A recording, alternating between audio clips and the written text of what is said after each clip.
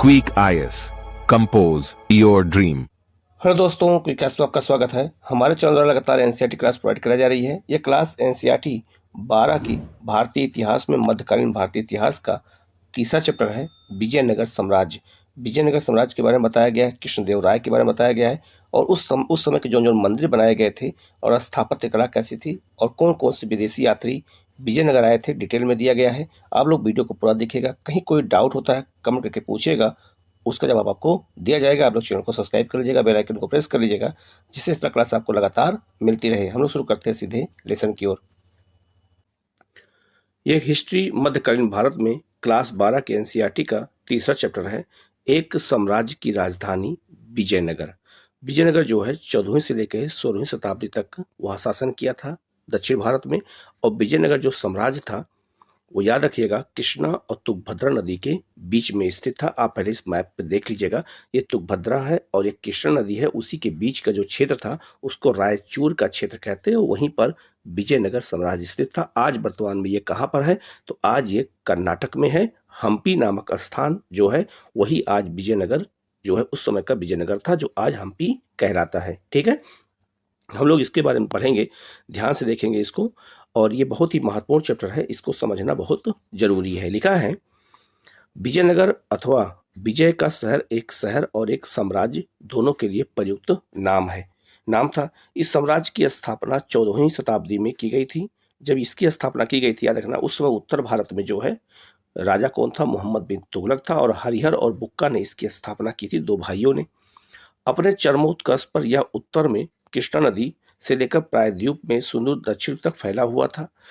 1565 में इस पर आक्रमण कर इसे लूटा गया और बाद में यह जो है उजड़ गया। तो तालीकोटा का युद्ध जो हुआ था वो 1565 में हुआ था और विजयनगर साम्राज्य उसी समय क्या हो गया था, नष्ट हो गया था।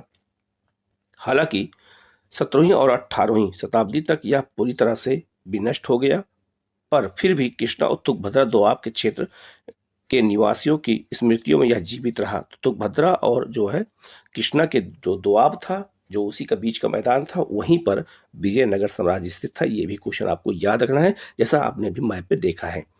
उन्होंने इसे हम्पी नाम से याद रखा। आज इसे हम क्या कहते हैं, हम्पी, जो मैंने अभी आपको बताया था।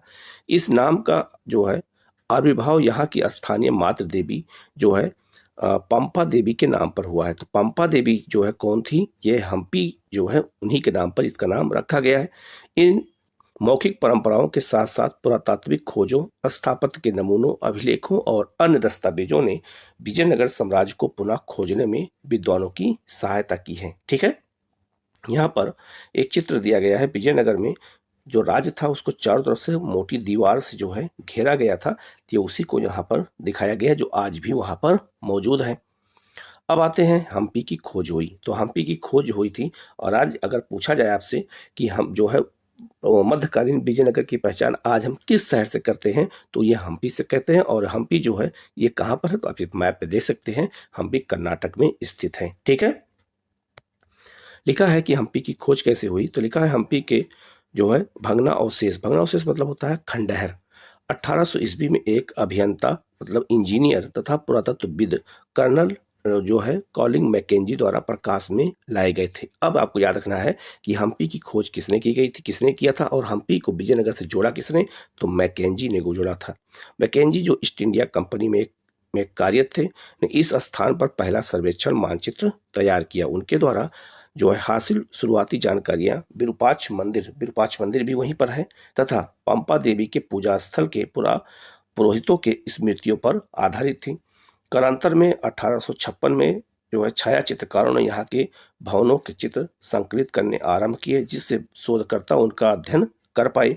1836 से ही जो है अभिलेखकर्ताओं ने यहाँ और हम्पी के अन्य मंदिरों से कई दर्जन अभिलेखों को इकट्ठा करना आरंभ किया, और इस शहर तथा साम्राज्य के इतिहास के पुनर्निर्माण के प्रयास में इतिहासकारों ने इन स्रोतों पर विदेशी यात्रियों के वृत्तांतों, तेलुगु, कन्नड़ और तमिल और संस्कृत में लिए गए साहित्य के से इसका मिलान किया।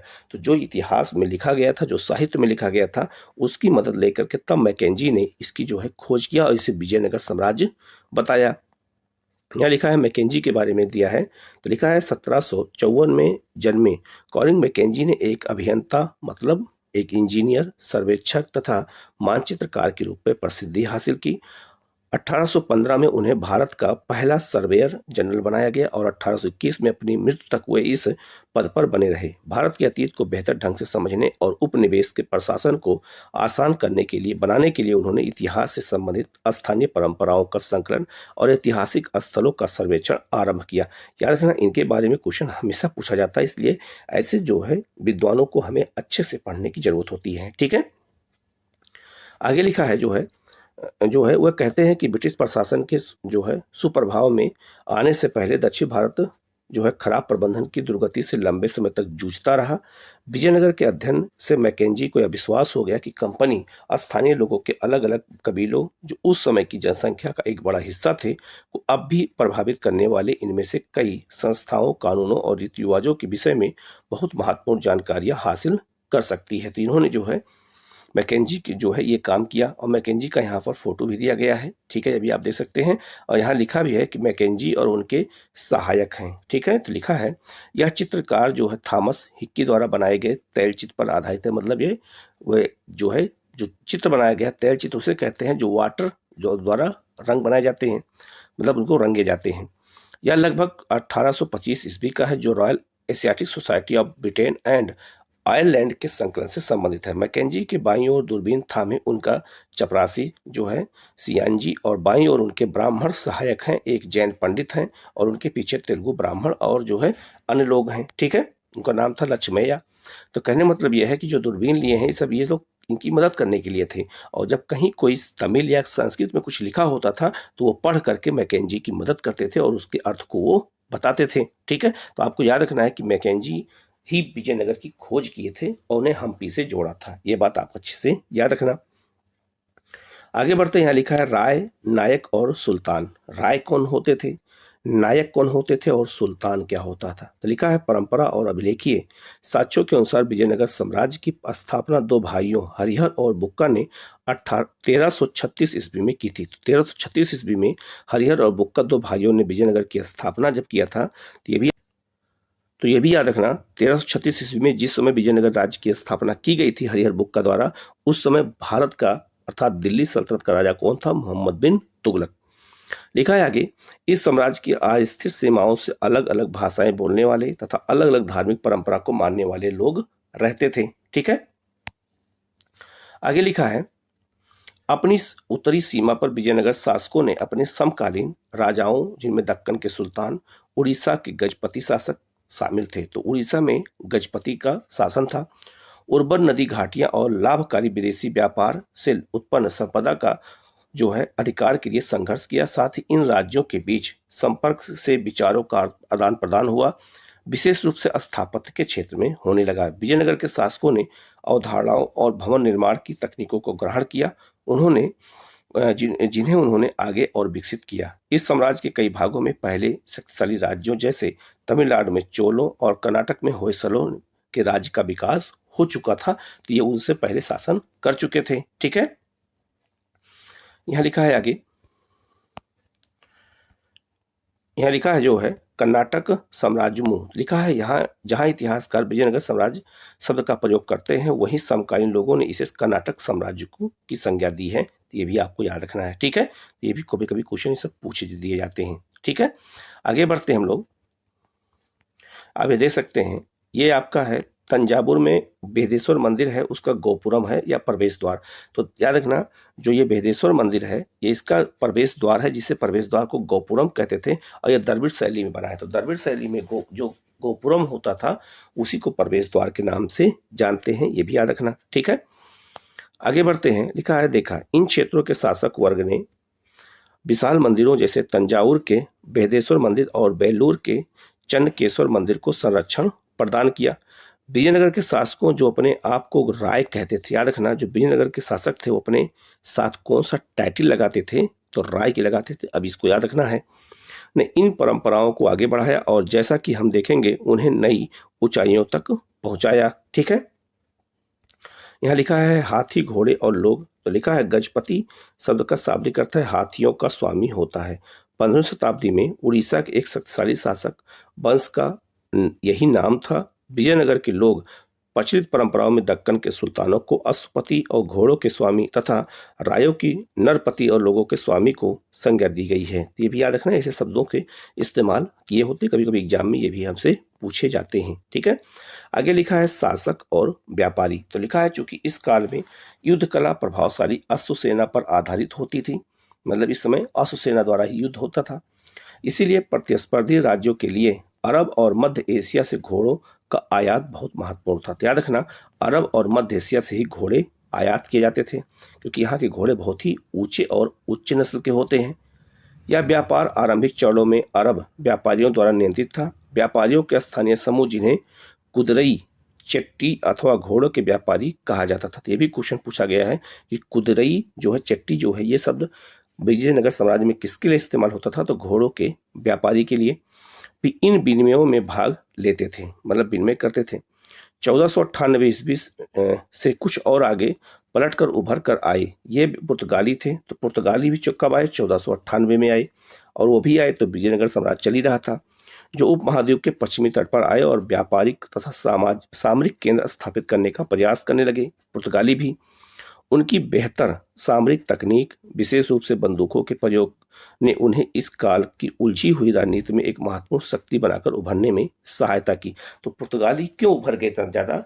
क्योंकि उनके पास तकनीक अच्छी थी और उनके पास बंदूकें थी, इसलिए जो है वो इस काल में यहाँ पर काफी पावरफुल हो गए।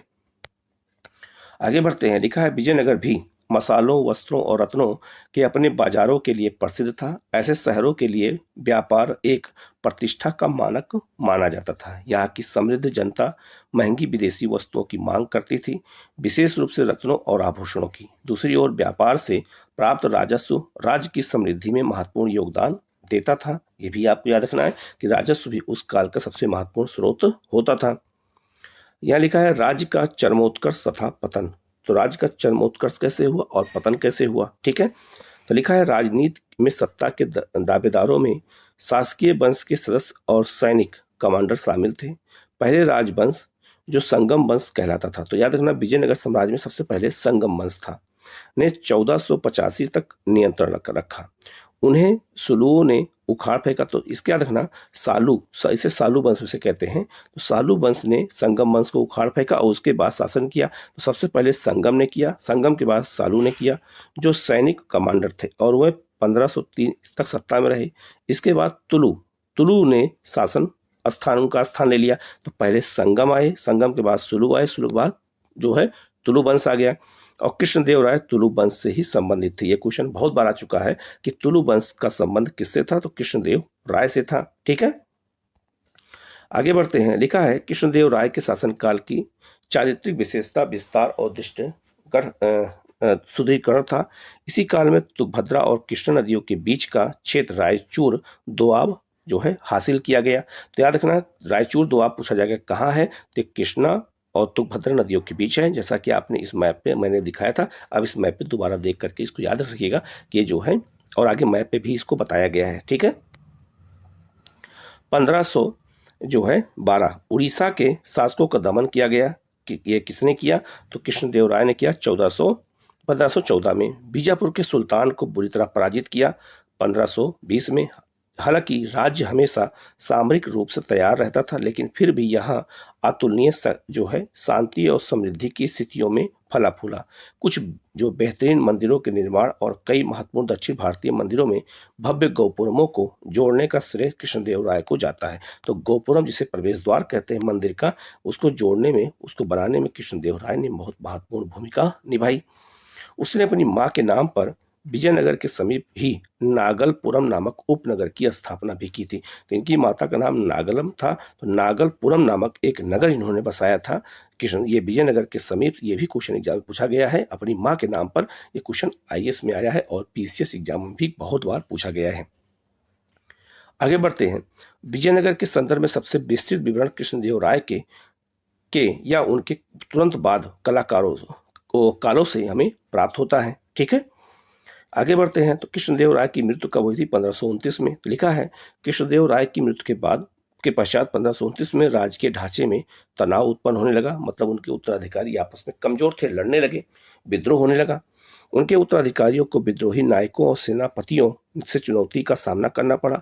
1542 तक केंद्र पर नियंत्रण एक अन्य राजकीय वंश अराबीडू के हाथों में चला गया। तो सबसे पहले संगम वंश, फिर सालू वंश, फिर तुलु वंश और फिर अराबीडू वंश आया, जो विजयनगर में शासन किया, जो 17वीं शताब्दी के अंत तक सत्ता पर काबिज रहे।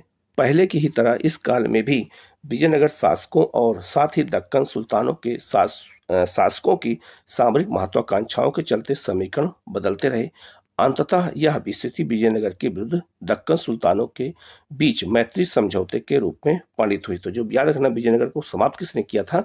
तो बहमनी राज्य ने समाप्त किया था। बहमनी राज्य के कई राज्य ने मिल करके संयुक्त सेना बना करके और उन्हें जो है हराया, और इस युद्ध को तालीकोटा का युद्ध कहते हैं। इसे राक्षसी तांगड़ी का या इसे जो है बन्नी हट्टी का युद्ध भी कहा जाता है। देखो यहाँ आगे लिखा भी है, तो लिखा है आगे 1565 ईस्वी में विजयनगर की सेनापति जो है जो प्रधानमंत्री था वो राम राय के नेतृत्व में राक्षसी तांगड़ी, जिसे तालीकोटा के नाम से भी जाना जाता है, युद्ध में उतरी, जहां उसे बीजापुर, अहमदनगर और गोलकुंडा इनकी संयुक्त सेनाओं द्वारा इन्हें करारी शिकस्त मिली। तो बहमनियों के जो राज थे, बीजापुर, अहमदनगर, गोलकुंडा, इन लोगों ने विजयनगर साम्राज्य को हरा दिया।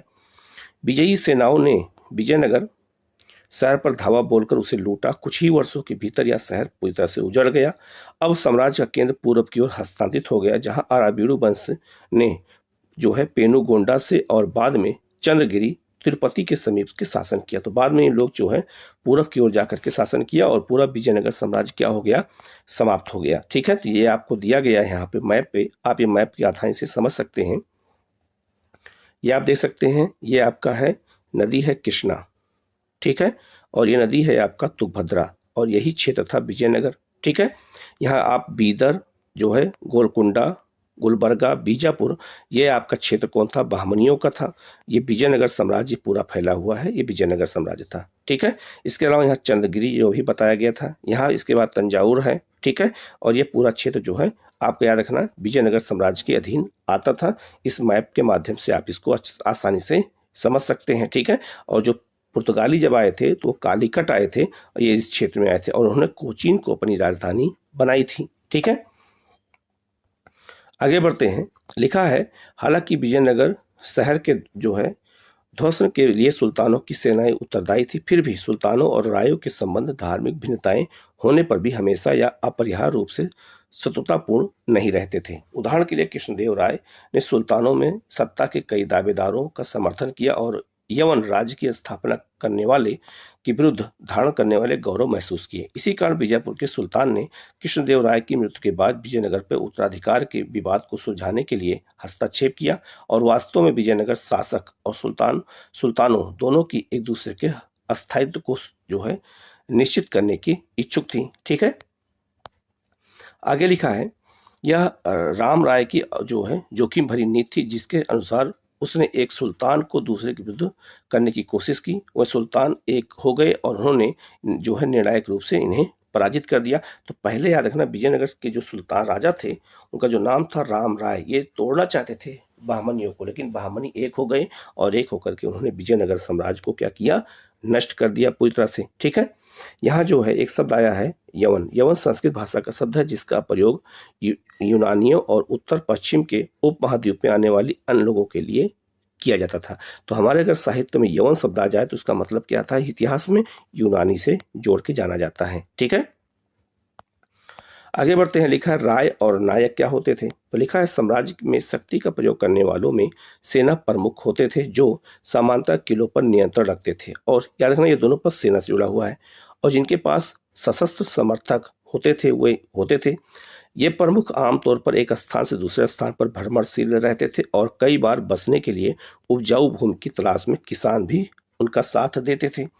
इन प्रमुखों को नायक कहते थे। तो नायक किसे कहते थे? याद रखना, जो है आमतौर पर गांव बसते थे और कृषि कार्य में ये लोग जुड़े रहते थे, उन्हें नायक कहते थे। ठीक है, और ये आमतौर पर तेलुगु या कन्नड़ भाषा बोलते थे। कई नायकों ने विजयनगर शासक की प्रभुसत्ता के आगे समर्पण किया था, पर ये अक्सर विद्रोह कर देते थे। तो ये लोग विद्रोह भी कर देते थे, ये भी याद रखना, और अक्सर मदद भी करते थे सेना से भी और राजस्व से भी, और इन्हें सैनिक कार्यवाही के माध्यम से बस में किया जाता था। ठीक है, आगे लिखा है, अमर नायक प्रणाली क्या होती है? विजयनगर साम्राज्य में अमर नायक प्रणाली बहुत ही महत्वपूर्ण और कई बार क्वेश्चन आया हुआ है। तो अमर नायक प्रणाली विजयनगर साम्राज्य की एक प्रमुख राजनीतिक खोज थी। ऐसा प्रतीत होता है कि इस प्रणाली के कई तत्व दिल्ली सल्तनत की एकता व्यवस्था से जुड़े हुए। तो जो याद रखना, जो छोटे छोटे सूबेदार होते थे उन्हीं को अमर नायक कहते थे। तो अमर नायक सैनिक कमांडर थे, ये भी याद रखना, यही मैंने बताया था, सूबेदार के रूप में, जिन्हें राय द्वारा प्रशासन के लिए राज्य क्षेत्र दिए जाते थे। याद रखना, अमर नायक सैनिक कमांडर होते थे और राय मतलब राजा लोग इन्हें नियुक्त करते थे। वे किसानों, शिल्पकारों तथा व्यापारियों से भू राजस्व तथा अन्य कर वसूलते थे। तो ये क्या करते थे? सैनिक कमांडर होते हुए भी ये लोग जो है किसानों, शिल्पकारियों और कर जो है व्यापारियों से क्या वसूलते थे? भू राजस्व और कर वसूलते थे। वह राजस्व का कुछ भाग व्यक्तिगत उपयोग और घोड़ों और हाथियों के निर्धारित दल के रख रखाव के लिए अपने पास रखते थे। ये दल विजयनगर शासकों को एक प्रभावी सैनिक शक्ति प्रदान करने में सहायक होते थे, जिसकी मदद से उन्होंने पूरे दक्षिण प्रायद्वीप को अपने नियंत्रण में रखा। राजस्व का कुछ भाग मंदिरों और सिंचाई के साधनों पर के रख रखाव के लिए भी खर्च किया जाता था, ये भी याद रखना। ठीक है, ये क्वेश्चन बहुत बार आ चुका है, याद रखना।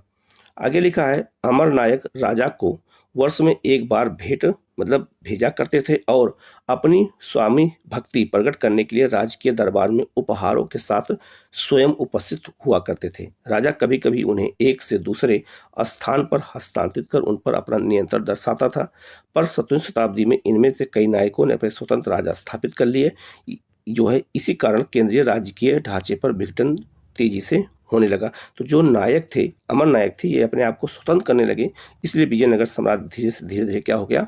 पतन की ओर बढ़ गया। यहाँ लिखा है, अमर शब्द का अभिभाव मान्यता अनुसार संस्कृत शब्द जो है समर से हुआ है, जिसका अर्थ होता है लड़ाई या युद्ध।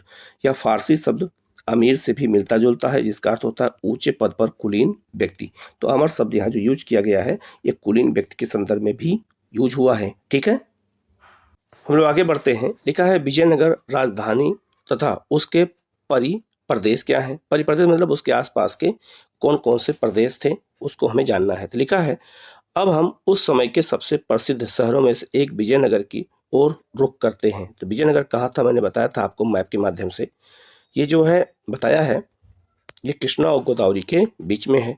अधिकांश राजधानियों की तरह यह भी जो है एक विशिष्ट भौतिक रूपरेखा और स्थापत्य शैली से अभिलक्षित थी। कौन? तो विजयनगर थी। ठीक है, ये आप देख सकते हैं, ये विजयनगर में, ये कर्नाटक में हम्पी है, ठीक है, जो केंद्र में बिल्कुल थी।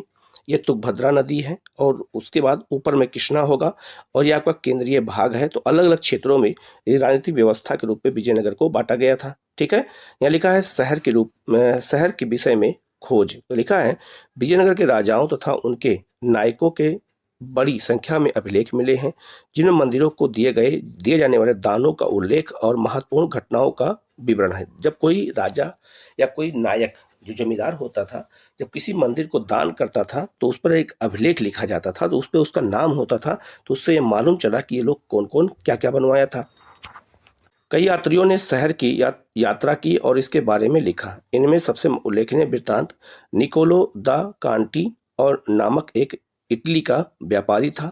अब्दुल रज्जाक नामक फारस मतलब ईरान का राजदूत जो है, अफा जो है नासी निकितिन नामक एक रूस का व्यापारी, और जिन सभी ने 15वीं शताब्दी में शहर की यात्रा की थी। और जो है जैसे बारबोसा, डोमिगो पापे जो पेस, पुर्तगाली जो है नूनीज को भी, ये सभी जो है 16वीं शताब्दी में आए थे।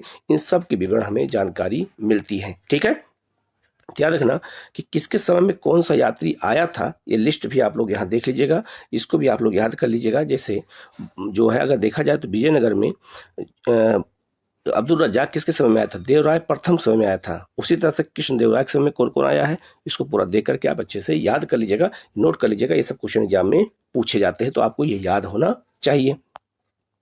आगे लिखा है, विशाल फैला हुआ शहर। तो जो डोमिगो पेश आया था उसने विजयनगर के बारे में क्या लिखा है, ये क्वेश्चन एग्जाम में पूछा भी जाता है। जैसे कोई अगर भारत के बारे में या भारत किसी शहर के बारे में कोई कुछ लिखता है, कुछ अलग विवरण देता है, तो उसके बारे में भी एग्जाम में पूछा जाता है। तो लिखा है, इस शहर का जो है परिमाप मैं यहाँ नहीं लिख रहा हूँ, क्योंकि यह एक स्थान से दूसरी तरफ नहीं देखा जा सकता, मतलब इतना बड़ा है। पर मैं एक पहाड़ पर चढ़ा जहां से मैं इसका एक बड़ा भाग देख पाया। मैं इसे पूरी तरह से नहीं देख पाया क्योंकि यह कई पर्वत श्रृंखलाओं के बीच स्थित था। कौन? विजयनगर।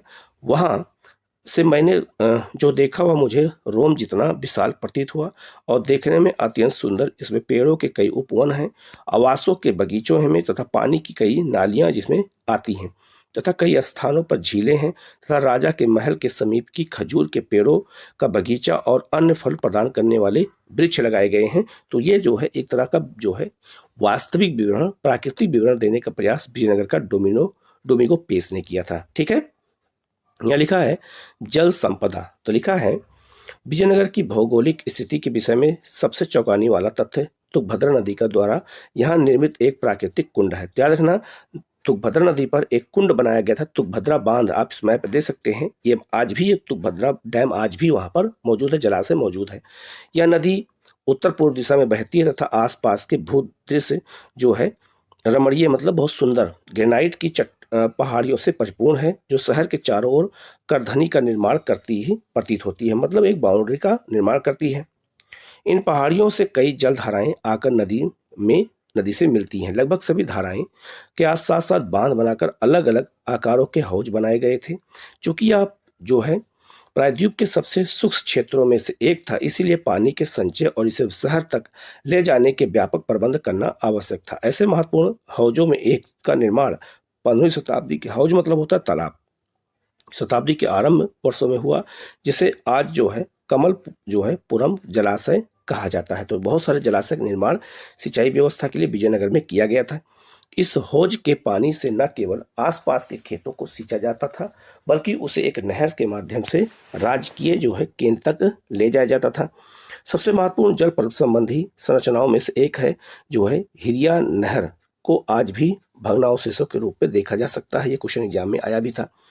इस नहर में तुंगभद्रा पर बने बांध से पानी लाया जाता था और इसे धार्मिक केंद्र से शहरी केंद्र को जो है अलग करने वाली घाटी को सिंचित करने में प्रयोग किया जाता था। संभवतः इसका निर्माण संगम वंश के राजाओं द्वारा करवाया गया था, जो हरिहर और बुक्का थे। इन लोगों ने इसका निर्माण कराया था। किलेबंदियां और सड़कें। लिखा है इससे पहले कि हम शहर के विभिन्न भागों का गहन परीक्षण करें, हम उन विशाल किलेबंदी की दीवारों पर नजर डालते हैं जिनमें से उन्हें घेरा गया था। तो बहुत सारे नगरों को किलेबंद किया गया था, उनको घेर दिया गया था ऐसे। ठीक है, तो लिखा है 15वीं शताब्दी में फारस के शासक द्वारा कालीकट भेजा गया दूत अब्दुल रज्जाक किलेबंद से बहुत प्रभावित हुआ। अब्दुल रज्जाक कहाँ से आया था? तो ईरान से आया था। याद रखना, देवराय प्रथम समय में उसने दुर्गों की 7 पंक्तियों का उल्लेख किया है। इनसे न केवल शहर को बल्कि कृषि में प्रयुक्त आसपास के क्षेत्र और जंगलों को भी घेरा गया था। इससे सबसे बाहरी दीवार शहर के चारों ओर बनी पहाड़ियों को आपस में जोड़ती थी। यह विशाल राजगिरी संरचना थोड़ी सी जो है सुंडाकार थी, या गारे और जोड़े के लिए किसी भी वस्तु का निर्माण कहीं भी नहीं प्रयोग किया गया था। मतलब इसमें कहीं जो है गारे का प्रयोग नहीं किया गया था, केवल पत्थर जोड़ के बनाया गया था। पत्थर के टुकड़े जो है फनाकार थे, जिसके कारण वे अपने स्थान पर जो है टिके रहते थे। दीवारों के अंदर का भाग मिट्टी और मलबे के मिश्रण से बना हुआ है। वर्गाकार और आयताकार बुर्ज बाहर की ओर जो है निकले हुए हैं। इस किलेबंदी की सबसे महत्वपूर्ण बात यह थी कि इससे खेतों को भी घेरा गया था। अब्दुल रज्जाक लिखता है कि पहली, दूसरी और तीसरी दीवारों के बीच जुते हुए खेत, बगीचे और आवास थे। मतलब कि अलग अलग क्षेत्रों के लिए अलग अलग व्यवस्था की गई थी विजयनगर में। और पेश कहता है कि इस पहली परिधि से बाहर में प्रवेश करने तक की दूरी बहुत है। इसमें खेत हैं जहां वे धान उगाते हैं। मतलब पहले में राजकीय राजधानी थी, दूसरे में व्यापार और तीसरे में खेत होता था। ऐसे उसको बांटा गया था विजयनगर को। ठीक है, और कई उद्यान हैं और बहुत जल तो झीलों से लाया जाता था। इस कथनों से आज के पुरातत्वविदों को द्वारा पुष्टि की गई। उन्होंने धार्मिक केंद्र और नगरीय केंद्र के बीच एक प्राकृतिक क्षेत्र के साँचे खोज निकाले। यह क्षेत्र एक व्यापक जो है नहर प्रणाली के माध्यम से जो है खींचा जाता था, जिसमें तुंगभद्रा से जल लाया जाता था। तो तुंगभद्रा नदी यहाँ पर विजयनगर के लिए बहुत ही महत्वपूर्ण थी। अपने विचार में कृषि क्षेत्रों को किलेबंद भूभाग में क्यों समाहित किया जाता था? अक्सर मध्यकालीन घेराबंदियों का मुख्य उद्देश्य प्रतिपक्ष को खाद्य सामग्री से वंचित कर समर्पण के लिए बाध्य करना होता था। ठीक है, कभी कभी ऐसा भी युद्ध के समय करते थे। ये घेराबंदियां कई महीनों और यहाँ तक कि कई वर्षों तक चलती थी। आमतौर पर शासक ऐसी परिस्थितियों से निपटने के लिए किलेबंद क्षेत्रों के भीतर ही विशाल स्नानागारों का मतलब अन्नागारों का निर्माण करते थे, जिससे अगर मान लो कभी राशन को रोक दिया जाए, अगर राज्य के बाहर कोई आक्रमण करने आए तभी हम व्यवस्था कर सके। विजयनगर के शासकों ने पूरे कृषि भूभाग को बचाने के लिए एक अधिक महंगी तथा व्यापक नीति को अपनाया। दूसरी किलेबंदी नगरीय केंद्र के आंतरिक भाग के चारों ओर बनी हुई थी, मतलब उसको भी अलग अलग केंद्र के रूप में बांटा गया था। और तीसरी से शासकीय केंद्र को घेरा गया था, मतलब जिसे मैंने बताया ना 1 2 3 4, तो सबको अलग अलग तरीके से घेरा गया था। तो किसी में कृषि हो रहा है, किसी में व्यापार हो रहा है।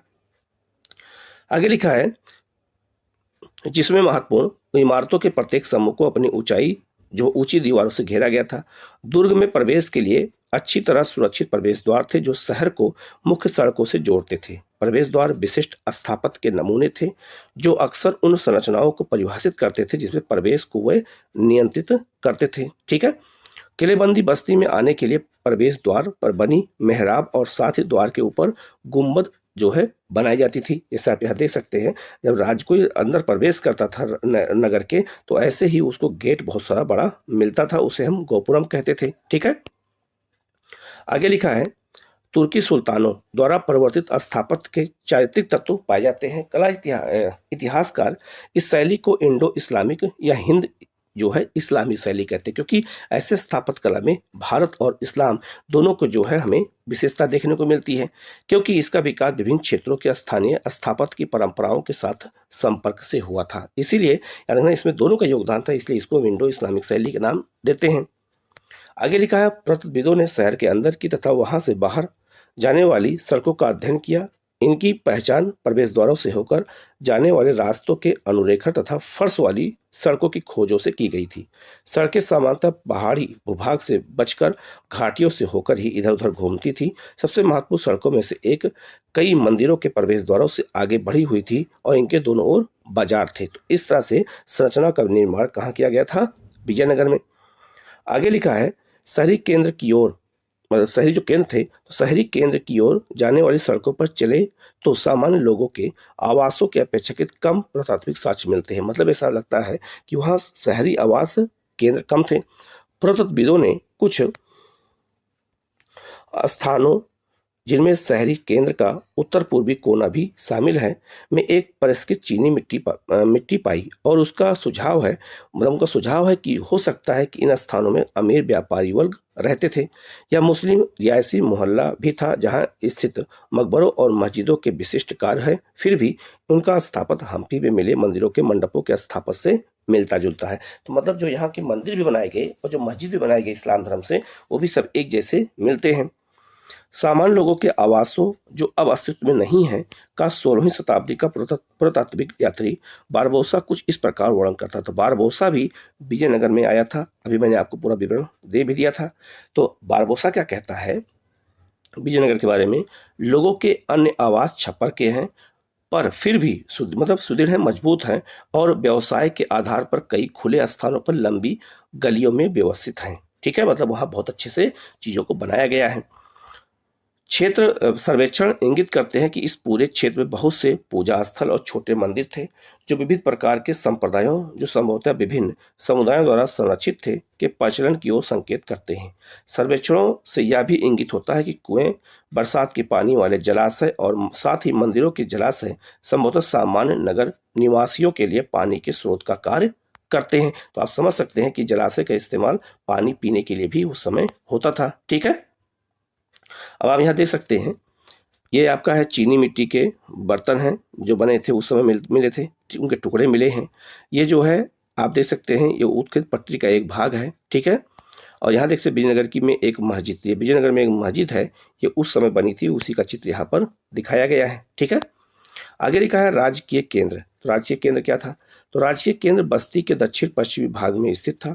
तो जो दक्षिण पश्चिमी भाग था वहां पर राजकीय केंद्र था जहां राजा लोग रहते थे। हालांकि इसे राजकीय केंद्र की संज्ञा दी गई पर इसमें 60 से भी अधिक मंदिर सम्मिलित थे, मतलब यहाँ अधिक मंदिर मिले हैं। अस्पष्टता मंदिरों और संप्रदायों को प्रश्रय देना जो है शासकों के लिए महत्वपूर्ण था, जो इन देव स्थलों में प्रतिष्ठित देवी देवताओं से संबंध के माध्यम से अपनी सत्ता को स्थापित करने तथा वैधता प्रदान करने का प्रयास कर रहे थे। ठीक है, लगभग 30 संरचनाओं की पहचान महलों के रूप में की गई, मतलब वहाँ 30 ऐसे घर मिले हैं जिनकी पहचान महलों के रूप में हुई है। ये अपेक्षाकृत बड़ी संरचनाएं हैं जो अनुष्ठानिक कार्यों से संबंध नहीं थी, मतलब वहाँ कोई पूजा पाठ नहीं हो रहा था। ठीक है, आगे लिखा है, इन संरचनाओं और मंदिरों के बीच एक अंतर यह था कि मंदिर पूरी तरह से राजगीर से निर्मित थे। ठीक है, जबकि धर्मेतर भवनों की संरचना जो है बिकारी वस्तुओं से बनाई गई थी। मतलब ये हुआ, बिकारी वस्तु मतलब हो गया वहाँ छोटे बड़े हर चीजों का इस्तेमाल किया गया था जिनका जो है संबंध धर्म से नहीं होता था। आगे लिखा है, महानवमी टिब्बा, ये क्या है? इस क्षेत्र में कुछ अधिक विशिष्ट संरचनाओं का नामकरण भवनों के आकार और साथ ही उनके कार्यों के आधार पर किया गया था। राजा का भवन नामक संरचना अंतः क्षेत्र में सबसे विशाल था, मतलब अंतः क्षेत्र मतलब बीच में, परंतु इसके राजकीय आवास होने का कोई निश्चित साक्ष्य नहीं मिलता। इसके दो सबसे प्रभावशाली मंच है, जिसमें सामान्यतः सभा मंडप और महानवमी डिब्बा कहा जाता है। तो मतलब ये हुआ, जहां राजा सभा करता था उसका नाम है सभा मंडप और महानवमी जो है डिब्बा।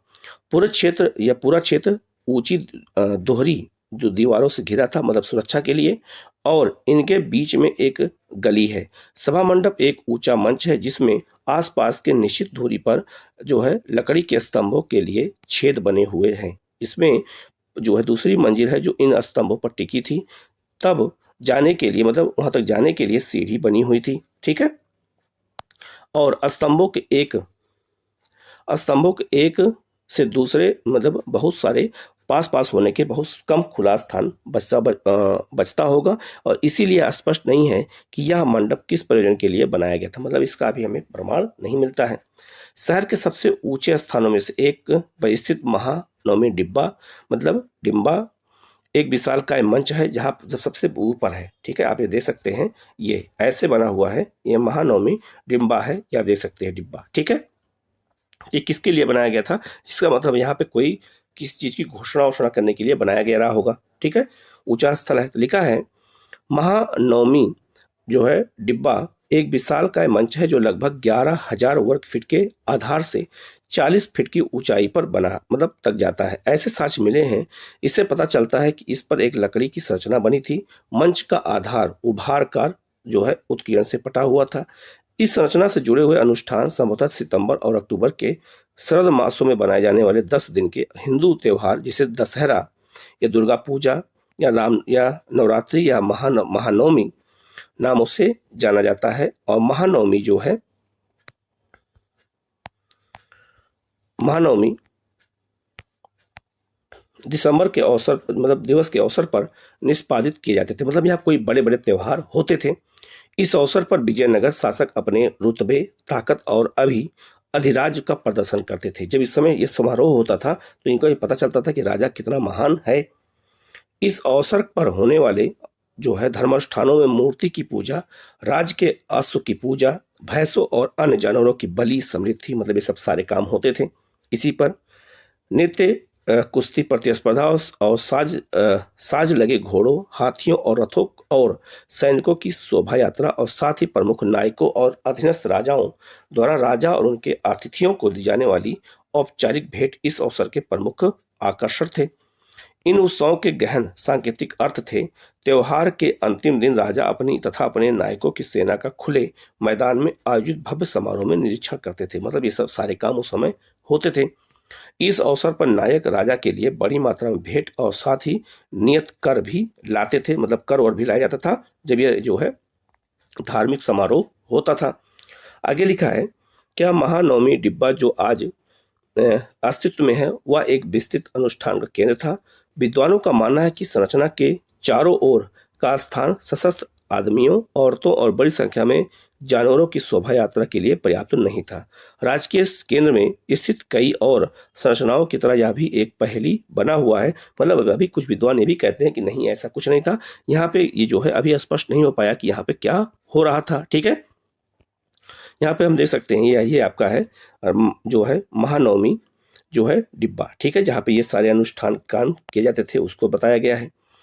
यहाँ पर आप देख सकते हैं ये जो है ये कुछ पे जो ये आपने मंच देखा उस पर कुछ चित्र बनाए गए हैं घोड़ों के तीर चलाते हुए, ठीक है, और सेना के, तो ये भी वहाँ बनाया गया जो उस समय होता था उसको यहाँ पर दीवारों पे बना दिया गया है, ठीक है। और ये जो है आप जो ये दिख रहा है ये कमल महल का एक जो है रूप बनाया गया है। ये आप देख सकते हैं उस समय ऐसे ही महल विजयनगर साम्राज्य में बनते थे, ठीक है। और जो ये होती है इसी को मेहराब कहते हैं। ये सब मेहराबें हैं, ये सब इस्लाम धर्म से जुड़ी हुई चीज़ों से संबंधित है, ठीक है। और याद रखना यहाँ पे मेहराब पर ये चित्रकारियाँ भी की गई हैं, ये उसी चीज़ को यहाँ पर दिखाया गया है छोटे में कि उस समय ऐसे ही जो है वो छोटी छोटी चित्रकारियाँ की जाती थी, ठीक है। इसके बाद आगे बढ़ते हम लोग, यहाँ पे देख सकते हैं ये भी एक जो है वहाँ का मंदिर पाया गया है जो इस तस्वीर में यहाँ जो फोटो दिखाया गया है उसमें बताया गया है, ठीक है। तो ये जो बहुत इंपॉर्टेंट चीज़ था मैंने बता दिया। अब आगे बढ़ते हैं। लिखा है राजकीय केंद्र में स्थित अन्य भवन। तो राजकीय जो केंद्र था वहाँ और अन्य भवन कौन कौन से, तो लिखा राजकीय केंद्र के सबसे सुंदर भवनों में एक लोटस कमल महल है जो भी आपने देखा, जिसका यह नामकरण 19वीं शताब्दी के अंग्रेज यात्रियों ने किया था। हालांकि यह नाम निश्चित रूप से रोमांचक है, लेकिन इतिहासकार इस बारे में निश्चित नहीं है कि यह भवन किस कार्य के लिए बना था। जो आप यहाँ भवन देख रहे हैं ये किस कार्य के लिए बना था अभी तक इसके बारे में कोई जानकारी नहीं है, ठीक है। लेकिन फिर भी जो है ये इसके लोटस जो है महल कहा गया है, ये भी याद रखना, ठीक है। आगे बढ़ते हैं। एक सुझाव है कि जो मैकेंजी द्वारा बनाए गए मानचित्र से मिलता है यह है कि यह जो है परिषदीय सदन था जहां राजा अपने परामर्शदाताओं से मिलता था। मतलब यहाँ पर राजा अपनी मीटिंग करता था। हालांकि अधिकांश मंदिर धार्मिक केंद्र में स्थित थे, लेकिन राजकीय केंद्र में भी कई थे। इनमें से एक अत्यंत जो है दर्शनीय जो हजार जो है राम मंदिर, ठीक है, हजार राम मंदिर कहा जाता था। संभवतः इसका प्रयोग राजा और उनके परिवार द्वारा ही किया जाता था। बीच के देवस्थल की मूर्तियां अब नहीं हैं, लेकिन दीवारों पर बनाए गए पटल मूर्तियां सुरक्षित हैं। इससे मंदिर की आंतरिक दीवारों पर उत्कीर्ण रामायण से लिए गए कुछ दृश्य सम्मिलित है। मतलब मंदिर के अंदर रामायण से जुड़े हुए दृश्यों को दिखाया गया है। शहर पर आक्रमण के पश्चात विजयनगर की कई संरचनाएं विनष्ट हो गईं और इन नायकों ने महल नुमा संरचनाओं के निर्माण की परंपरा को जारी रखा। इनमें से कई भवन आज भी सम्मिलित हैं। तो बहुत सारे जब आक्रमण हुआ उसमें नष्ट हो गए बहुत, लेकिन आज भी भवन बहुत सारे वहां पर मिलते हैं। यहाँ कुछ हम चित्र को भी देख लेते हैं तब आगे बढ़ते हैं, ठीक है। यहाँ पे दिया है ये आपका जो ये वाला चित्र बना हुआ है जो है ये हाथियों का अस्तबल था जिसमें हाथी रखे जाते थे, ठीक है। उसी तरह से यहाँ पर हाथियों का अस्तबल ये था और अलग अलग हाथी कैसे रखे जाते थे एक एक कमरे बनाए गए हैं उसको दिखाया गया है, ठीक है। और ये कमल महल है, ये वो दिखाया गया कमल महल का, और हाथियों का अस्तबल यहाँ था, इसी में हाथी रखे जाते थे, ठीक है। आगे लिखा है यहाँ पे मैप जो बना है इसमें आप देख सकते हैं अलग अलग मूर्तियां बनी हुई हैं। तो हजार राम मंदिर की दीवारों पर मूर्ति, तो हजार जो है राम मंदिर की जो है वहाँ बनाई गई थी, मंदिर जो बना है उस पर जो आप देख सकते हैं ये हाथियों को, घोड़ों को, पैदल सेना को, और इस सबको अलग अलग तरीके से यहाँ पर दिखाया गया है। और ऊपर जो है बहुत सारे शेर और अन्य जानवर भी बने हुए हैं, ठीक है। ये भी आप देख सकते हैं ये मदुरई के सभा मंडप का आंतरिक भाग है, जहाँ पे सभा मंडप जहाँ राजा सभा करता था उसके आंतरिक क्षेत्र को यहाँ दिखाया गया है। वो कितना सुंदर बनाया गया है उसी चीज को बताने का यहाँ पर प्रयास किया गया है, ठीक है। अब आते हैं धार्मिक केंद्र की बात कर लेते हैं। तो विजयनगर में धार्मिक केंद्र में राजधानी का चयन कैसे होता था, तो लिखा है अब हम तुंगभद्रा नदी के तट से लगे शहर के चट्टानी उत्तरी भाग की ओर ध्यान केंद्रित करते हैं। स्थानीय मान्यताओं के अनुसार ये पहाड़ियां रामायण में उल्लिखित बाली और सुग्रीव के वानर राज की रक्षा करती थी। मतलब ये जो उत्तरी क्षेत्र है हम्पी का, वहीं पर बाली और सुग्रीव का जो राज था उसके बारे में बताया गया है। अन्य मान्यताओं के अनुसार स्थानीय माता देवी पंपा देवी ने इन पहाड़ियों में विरूपाक्ष जो राज के संरक्षक देवता और शिव का एक रूप माने जाते हैं कि विवाह के लिए तप किया था, ठीक है। तो पंपा देवी का विरूपाक्ष के साथ जो विवाह हुआ था उसके भी जुड़ी हुई कहानी यहाँ पर मिलती है। इसलिए विरूपाक्ष मंदिर भी यहीं पाया गया है, जो क्वेश्चन कई बार पूछा गया है, ठीक है। आज तक यह विवाह जो है विवाह विरूपाक्ष मंदिर में हर वर्ष धूमधाम से आयोजित किया जाता है। इन पहाड़ियों में विजयनगर साम्राज्य के पूर्वकालिक जैन मंदिर भी मिले हैं, मतलब यहाँ जैन मंदिर भी पाए गए हैं।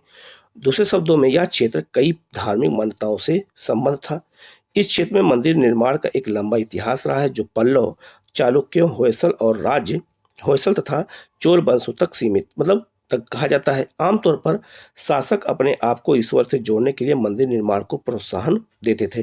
तो राजा अपने आप को ईश्वर से जोड़ते थे, इसलिए मंदिर ज्यादा बनाते थे। अक्सर देवता को व्यक्त अथवा अव्यक्त रूप से राजा से जोड़ा जाता था, मतलब वहां राजा की पूजा बिल्कुल देवता की तरह होती थी। मंदिर निर्माण के केंद्र के रूप में भी कार्य करते थे। शासक और अन्य लोग मंदिर के रख रखाव के लिए भूमि या अन्य संपदा दान में देते थे। अतएव मंदिर महत्वपूर्ण धार्मिक, सामाजिक और सांस्कृतिक और आर्थिक केंद्रों के रूप में विकसित हुए। मतलब मंदिर में ही धार्मिक अनुष्ठान भी हो रहा है, सामाजिक भी हो रहा है, सांस्कृतिक भी हो रहा है और आर्थिक केंद्र के रूप में भी मंदिर बहुत जो है वहां पर विकसित हो गए। मतलब ये हर तरह के काम करने लगे। ठीक है। शासकों के दृष्टिकोण से मंदिरों का निर्माण, मरम्मत तथा रख रखाव अपनी सत्ता, संपत्ति तथा निष्ठा के लिए समर्थन और मान्यता के महत्वपूर्ण माध्यम बन गए। यह संभव है कि विजयनगर के स्थान का चयन वहां विरूपाक्ष तथा पंपा देवी के मंदिरों के अस्तित्व से प्रेरित था। ठीक है। तो यहाँ जो मंदिर बने हैं ये विरूपाक्ष और उनकी पत्नी पंपा देवी से जुड़ा हुआ है। यहाँ तक कि विजयनगर के शासक भगवान विरूपाक्ष की ओर से शासन करने का दावा करते थे। मतलब जो राजा शासन करते थे वो कहते थे कि विरूपाक्ष देवता की ओर से हम शासन कर रहे हैं, उनके आशीर्वाद से कर रहे हैं। ठीक है। सभी राजकीय आदेशों पर सामान्यतः कन्नड़ लिपि में श्री विरूपाक्ष शब्द अंकित होता था। शासक जो है देवताओं से अपने गहन संबंधों के संकेतक के रूप में विरुद्ध हिंदू सूरत राणा का प्रयोग भी करते थे। यह अरबी भाषा के शब्द सुल्तान, जिसका अर्थ है राजा, संस्कृत अनुवाद है और शाब्दिक रूप से जिसका अर्थ है हिंदू सुल्तान। ठीक है। जो राजा होते थे वो अपने आप में यही उपाधि धारण करते थे। ठीक है। आगे लिखा है, विजयनगर के शासकों ने पूर्वकालिक परंपराओं को अपनाया, उनमें नवीनता लाई और उन्हें आगे विकसित कराया। अब राजकीय प्रतिकृति मूर्तियां मंदिरों में प्रदर्शित की जाने लगी और राजा की मंदिरों की यात्राओं को महत्वपूर्ण राजकीय अवसर माना जाने लगा, जिन पर साम्राज्य के महत्वपूर्ण नायक भी उनके साथ जाते थे। ठीक है। आप यहाँ देख सकते हैं ये विजयनगर का क्षेत्र है। यहाँ से आकाश से लिया गया एक विरूपाक्ष मंदिर का फोटो दिखाया गया है। यही विरूपाक्ष मंदिर है। ठीक है। इतना बड़ा विरूपाक्ष मंदिर बनाया गया ये विजयनगर में सबसे बहुत महत्वपूर्ण, और ये क्वेश्चन कई बार आ चुका है कि विरूपाक्ष मंदिर कौन बनवाया था। ठीक है। अब आते हैं गोपुरम और मंडप। तो गोपुरम क्या होता है? प्रवेश द्वार को गोपुरम कहते हैं और मंडप उसे कहते थे जहां लोग भक्त लोग बैठ करके पूजा करते थे, उसे हम क्या कहते थे? मंडप कहते थे। आप यहाँ देख सकते हैं मंदिर बहुत सारे जो बने हैं उनकी संरचनाओं को यहाँ दिखाया गया है। जैसे आप देखिएगा जो ये देवालय बना ये गर्भगृह होता था। ठीक है। और ये वाला आपका क्षेत्र मंडप होता था और जो ये प्रवेश द्वार है यहाँ पर ये इसी को गोपुरम कहा जाता था। और हर मंदिर के बगल में दक्षिण भारत में जलाशय भी बनता था, लोग नहा करके और सीधे पूजा करने के लिए आते थे। तो लिखा है, मंदिर स्थापत्य के संदर्भ में इस समय तक कई नए तत्व प्रकाश में आए। इनमें विशाल स्तर पर बनाई गई संरचनाओं को राजकीय सत्ता की घोतक थी शामिल है। इसका सबसे अच्छा उदाहरण जो है राय गोपुरम अथवा राजकीय प्रवेश द्वार था। तो गोपुरम को ही प्रवेश द्वार कहते हैं। ये द्रविड़ शैली के मंदिर से जुड़ा हुआ है, जो अक्सर केंद्रीय देवालयों की जो है मीनारों को बौना प्रतीत करते थे और जो लंबी दूरी से ही मंदिर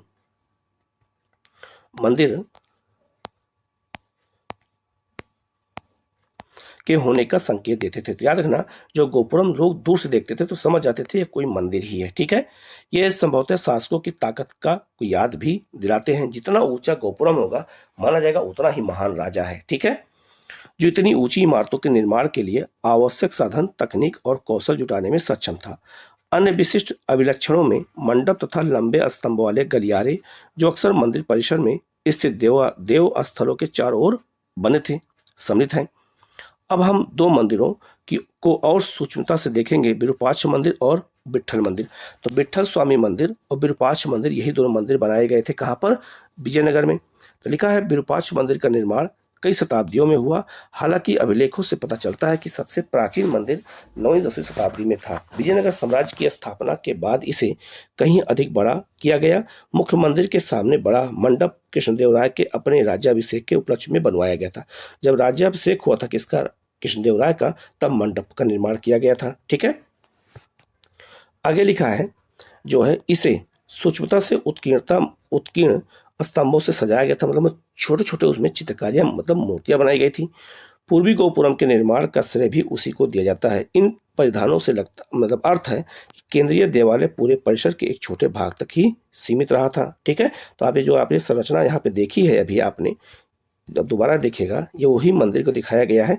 यहाँ जैसे आप देवालय देखिएगा और इतना बड़ा जो क्षेत्र है ये गोपुरम का क्षेत्र है। ठीक है, और ये आपका जो ये वाला क्षेत्र है ये मंडप का क्षेत्र है, ये यहाँ पर जहाँ पे पूजा होती थी। ठीक है, ये आप देख सकते हैं, ये भी मैप के रूप में यहाँ दिखाया गया है। ये मूर्तियों का स्तंभ है, यहाँ पे आप देखिएगा ये जितनी भी मूर्तियां बनी हैं यहाँ अलग अलग स्तंभ बनाई गई थी, तो स्तंभों को काफी सजावट के साथ बनाया जाता था। ठीक है, आप यहाँ पे देख सकते हैं जैसे ये आपका एक पिलर है, तो पिलर में तरह तरह की तमाम मूर्तियां को इसमें सुसज्जित कर देते थे जिससे और ज्यादा वो आकर्षण लगे। ठीक है, आगे बढ़ते हैं। यहाँ लिखा है मंदिर के सभागार का प्रयोग। सभागार मतलब क्या है, जो जहाँ पे लोग बैठते थे। सभागार का प्रयोग विविध प्रकार के कार्यों के लिए होता था। इसमें से कुछ ऐसे थे जिनमें देवताओं की मूर्तियां, संगीत, नृत्य और नाटकों के विशेष कार्यक्रम को देखने को मतलब किया जाता था। अन्य सभागारों का प्रयोग देवी देवताओं के विवाह के उत्सव पर आनंद मनाने और कुछ अन्य का प्रयोग देवी देवताओं को झुलाने के लिए होता था। मतलब जो वहाँ अनुष्ठान होते थे, पूजा पाठ होते थे, वो सबका प्रयोग यहाँ पर होता था। इन अवसरों पर विशिष्ट मूर्तियों का प्रयोग होता था जो छोटे केंद्रीय दयालों में स्थापित मूर्तियों से भिन्न होती थी। ठीक है, आगे दिया यहाँ पर दूसरा देवस्थल विट्ठल मंदिर, जो भी रोचक है। यहाँ के प्रमुख देवता विट्ठल थे, विट्ठल स्वामी थे। विट्ठल स्वामी कौन है, ये वल्लभाचार्य के पुत्र थे और यह कृष्णदेव राय के दरबार में रहते थे, जो सामान्यतः महाराष्ट्र के पूजे जाने वाले विष्णु के एक रूप है। इस देवता की मूर्ति को कर्नाटक में आरंभ करना और उन माध्यमों का घोतक है जिनसे इस साम्राज्यिक संस्कृति के निर्माण के लिए विजयनगर के शासकों ने अलग अलग परंपराओं को आत्मसात किया। अन्य मंदिरों की तरह ही इस मंदिर में भी कई सभागार और रथ के आकार के एक अनूठा मंदिर भी है। तो आप देख सकते हैं ये आपका मंदिर जो बना है यहाँ पर, ये आपका बिल्कुल रथ के आकार का बनाया गया है। यही है विट्ठल स्वामी का मंदिर या विट्ठल स्वामी का रथ है, जो बिल्कुल रथ के आकार को मतलब ये मंदिर है जो जिसको रथ का आकार दिया गया है। तो आप देख सकते हैं यहाँ पे रथ के पहिए लगाए गए हैं और ये भी विरूपाक्ष मंदिर है, ये भी जो है कृष्णदेव राय ने बनवाया था। आप देख सकते हैं ये जिंजी का झूलता मंडप है। ठीक है, ये झूलता मंडप है, आप देख सकते हैं इतने ऊंचे ऊंचे पिलर लगाए गए हैं और जिसे लग रहा है कि झूल रहा है। ठीक है, आगे बढ़ते हैं। यहाँ लिखा है कि मंदिर परिसरों की एक चारित्रिक विशेषता रथ गलियां हैं जो मंदिर के गोपुरम से सीधी रेखा में जाती है। इन गलियों का फर्श पत्थर के टुकड़ों से बनाया गया था और इनके दोनों ओर स्तंभ वाले मंडप थे जिनमें व्यापारी अपनी दुकानें लगाया करते थे। जिस प्रकार नायकों ने किलेबंदी की परंपरा को जारी रखा तथा और अधिक व्यापक बनाया, ठीक वैसा ही उन्होंने मंदिर निर्माण की परंपरा के संदर्भ में भी किया। यहाँ तक कि कुछ सबसे जो है दर्शनीय गोपुरम का निर्माण भी जो है स्थानीय नायकों द्वारा किया गया था। तो बहुत सारे और भी जो है गोपुरम का निर्माण लोगों ने यहाँ पर किया था। ठीक है, अब बात करेंगे महलों, मंदिरों और बाजारों का अंकन कैसे हुआ। तो लिखा है हमने विजयनगर के विषय में जानकारी के भंडार का विश्लेषण किया। फोटोग्राफी, नक्शे, संरचनाओं के खड़े और रेखाचित्र और मूर्तियां, यह सब कैसे खोजा गया। मैकेंजी द्वारा किए गए आरंभिक सर्वेक्षणों के बाद यात्रा वृत्तांतों और अभिलेखों से मिली जानकारी को एक साथ जोड़ा गया। ये जो इतने चीजें पाई गई इनको जब सर्वेक्षण किया गया तो जोड़ा गया, तब मालूम चला कि विजयनगर राज्य कैसा था। 20वीं शताब्दी में इस स्थान का संरक्षण भारतीय पुरातात्विक सर्वेक्षण तथा कर्नाटक पुरातात्विक और संग्रहालय विभाग द्वारा किया गया। 1976 में हम्पी को राष्ट्रीय महत्व के स्थल के रूप में मान्यता दी गई और 1980 के दशक में आरंभ में विविध प्रकार के अभिलेखीय प्रयोग से व्यापक और गहन सर्वेक्षणों के माध्यम से विजयनगर से मिले भौतिक अवशेषों के सूक्ष्मता से प्रलेखन की एक महत्वपूर्ण परियोजना का शुभारंभ किया गया। मतलब तब जाकर के इसको पूरी दुनिया के सामने प्रकाश में लाया गया। लगभग 20 वर्षों के काल में पूरे विश्व के दर्जनों विद्वानों ने इस जानकारी को इकट्ठा और संरक्षित करने का प्रयास किया। मतलब यहाँ पे बहुत देश विदेश के लोगों ने आकर के और तब इसको जो है काफी अनोखा के रूप में अनोखा बनाने का प्रयास किया, इसके इतिहास को काफी उजागर किया। ठीक है, इस विशद प्रक्रिया के सिर्फ एक हिस्से को बारीकी से देखते हैं। यह है मानचित्र निर्माण। इसका पहला अर्थ यह है कि संपूर्ण क्षेत्र को 25 जो है वर्गाकार भागों में बांटा गया और प्रत्येक वर्ग को वर्णमाला के एक अक्षर से इंगित किया गया। आप ये देख सकते हैं कैसे इसको बांट करके इसको अध्ययन किया गया। तो विजयनगर पूरा साम्राज्य था ये, ठीक है, और इसको जो है A B C D E ऐसे करके अलग अलग भागों में बांट करके तब इसका अध्ययन किया गया कि कहाँ कौन चीजें पाई गई थी और क्या क्या कैसे बनाया गया था, ठीक है। तो मतलब ये जांच करने का एक विषय है कि तरह याद रखना ये जांच कैसे की गई थी, कैसे इसको पता लगाया गया था, वही चीज को यहाँ पर मैप बना करके बताया गया है। आप देख सकते हैं ये भी मैप बना करके यहाँ बताया गया है कि कैसे वो क्या क्या चीजें कहाँ कहाँ पाई गई हैं। तो सबको एक जो है वर्णमाला के रूप में कोडिंग कर दी गई है, ठीक है। यहाँ भी आप देख सकते हैं सबको अलग अलग कोड किया गया है कि कहाँ कहाँ चीज़ें क्या बनी थी और उस आधार पर ये पता लगाया गया है कि इसका सर्वेक्षण कैसे किया गया है। तो तब जा करके ये प्रकाश में पूरा अच्छे से आया है। और आप देख सकते हैं ये पूरा मंदिर का आकार है, इसको भी दिखाया गया कि मंदिर कैसे बनते थे, ठीक है। इसी चीज़ को यहाँ पर एक तरह से बनाया गया है, ठीक है, इस चीज़ को यहाँ पर दिखाया गया। तो आगे लिखा है जो है जॉन एम जो है फिजेट्स और जॉन मिशेल तथा एम एस नागराज राव जिन्होंने इस स्थान पर वर्षों तक कार्य किया ने जो लिखा वह याद करना महत्वपूर्ण है, मतलब याद रखना महत्वपूर्ण है।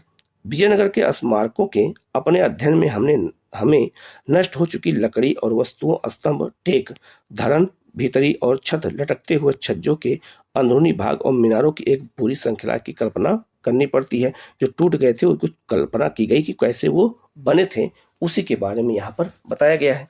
आगे लिखा है जो प्लास्टर से सजाए और संभवतः चटकीले रंगों से चित्रित थे। हालांकि लकड़ी की संरचनाएं अब नहीं है क्योंकि वो खराब हो गई होंगी, केवल पत्थर की संरचनाएं अस्तित्व में है। यात्रियों द्वारा पीछे छोड़े गए जो है वितरण उस समय के जो स्पंदन से पूर्व जीवन के कुछ आयामों को पुनर्निर्मित करने में सहायता करते हैं, ये हमें याद रखना है, ठीक है। तो कैसे इनका सर्वेक्षण किया गया है उसी चीज को यहाँ पर एक एक करके बताया गया है, ठीक है। आगे चलते हैं, वहाँ विजयनगर में बाजार कैसे था।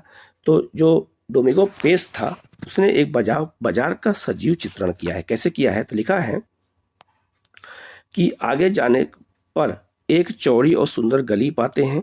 इस गली में कई व्यापारी रहते हैं और वहां आप सभी प्रकार के माणिक्य और हीरे और पन्ने और मोती, छोटे मोती, वस्त्र और पृथ्वी पर होने वाली हर वस्तु जिसे आप खरीदना चाहेंगे पाएंगे। कहाँ पर, विजयनगर में। फिर हर शाम को आप एक मेला देख सकते हैं, मतलब जो मेला लगता था उस समय, जहाँ से कई सामान, घोड़े और टट्टू और कई जो है कुरंज और नींबू और संतरे, अंगूर और उद्यान में उगने वाली हर प्रकार की वस्तुएं, लकड़ी मिलती थी। इस गली में आप हर वस्तु पा सकते थे। मतलब एक गली में जब ये चीजें पाई जा रही हैं तो विजयनगर का व्यापार कितना बड़ा होगा उसी के बारे में यहाँ पे बताया गया है। आगे कहते हैं और सामान्य रूप से वह शहर का वर्णन है विश्व के सबसे अच्छे जो है संभरण वाले शहर के रूप में करता है, जहां बाजार चावल, गेहूं, अनाज और भारतीय मकई, कुछ मात्रा में जौ और सेम, मूंग, दालें, काला चना जैसे खाद्य पदार्थों से भरे रहते थे, जो सभी जो है सस्ते दामों पर तथा प्रचुर मात्रा में उपलब्ध रहते थे। जो है नूनीज के अनुसार विजयनगर के बाजार प्रचुर मात्रा में फलों, अंगूरों, संतरों, नींबू, अनार, कटहल तथा आम से भरे रहते थे और सभी बहुत कुछ सस्ते होते थे। बाजारों में मांस भी बड़ी मात्रा में बिकता था।